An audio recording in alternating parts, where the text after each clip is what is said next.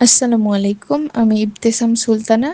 আমি ভারতের পশ্চিমবঙ্গ থেকে বলছি। আমি প্রফেশনে একজন কমিউনিটি হেলথ অফিসার।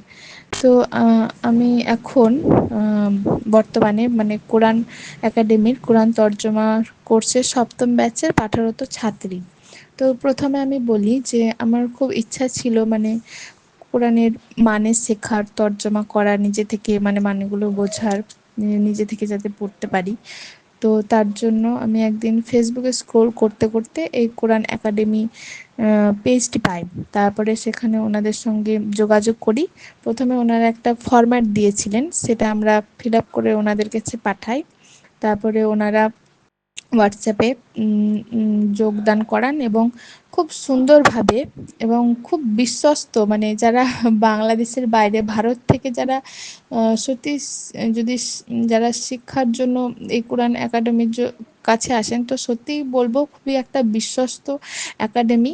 আর ওনারা খুব সুন্দরভাবে প্রথম থেকেই হচ্ছে আমাদের খুব সুন্দরভাবে গাইড করেছেন যে কিভাবে ক্লাস নেওয়া হবে, কিভাবে পড়ানো হবে এবং কিভাবে পড়াগুলো আবার নেওয়া হবে, হোমওয়ার্ক দেওয়া হবে, সমস্ত কিছু প্রথমেই ওনারা প্রথম থেকে খুব সুন্দরভাবে গাইড করেছিলেন। আর হচ্ছে ওনাদের পড়ার কোয়ালিটি সত্যিই খুব উন্নত, খুব ভালো। এবং ওনারা পড়ানোর পদ্ধতিও খুব সুন্দর, খুব মানে ক্লাসগুলো খুব কম সময়ের মধ্যে হয় এবং হচ্ছে ক্লাসগুলোর মধ্যে প্রত্যেকটা জিনিস খুব সুন্দরভাবে শব্দার্থগুলো এবং খুব সুন্দর তর্জমাগুলো খুব সুন্দরভাবে ওনারা আমাদেরকে বোঝান। তারপরে সেটা আবার পড়া নেওয়া হয়, হোমওয়ার্ক দেওয়া হয়, রিভিউ নেওয়া হয় আমাদের কাছ থেকে।